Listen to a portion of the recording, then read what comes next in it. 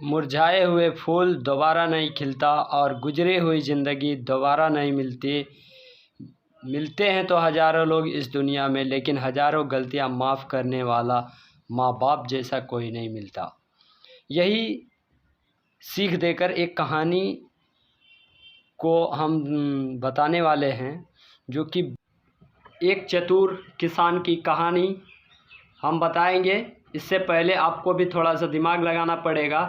Topic बता देते हैं कि एक किसान है, उसके पास बकरी है, शेर और घास है, और उसको एक नदी पार करना है, लेकिन उसके पास छोटा सा नाव है।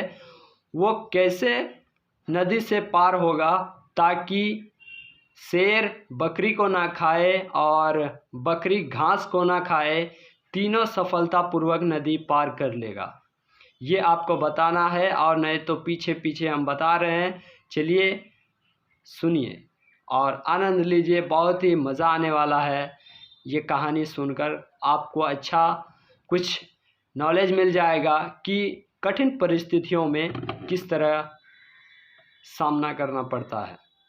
तो चलिए स्टार्ट करते हैं। चलिए एक चतुर किसान का कहानी आपको सुनाने वाला हूँ, जो कि बहुत अच्छा है और उससे उसको हानि भी ना होगी और ना उसको लाभ मिलेगा, शायद लाभ मिल सकता है। तो एक किसान था, उस किसान के पास शेर भी था, बकरी भी थी और घास भी था। वो कहीं से आ रहा था और उसे एक नदी पार करना था। तो उस नदी में पार करने के लिए उसके पास उतना बड़ा नाव नहीं था कि वह उसको तीनों को एक साथ पार कर सके। उसके पास छोटा सा नाव था और उसने दिमाग लगाया कि हम इस पार से उस पार कैसे जाए ताकि मुझे भी हानि ना हो और कोई तकलीफ़ ना हो। तो उसके पास शेर और बकरी और घास था। तो उसने सोचा कि अगर पहले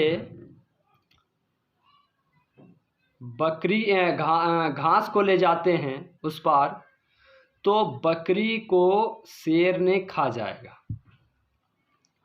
फिर दिमाग लगाया कि अगर शेर को पहले लेकर जाएंगे तो बकरी घास खा जाएगी। उसके पास एक विचार आया। उसने बहुत देर से सोचा और एक समाधान निकाला।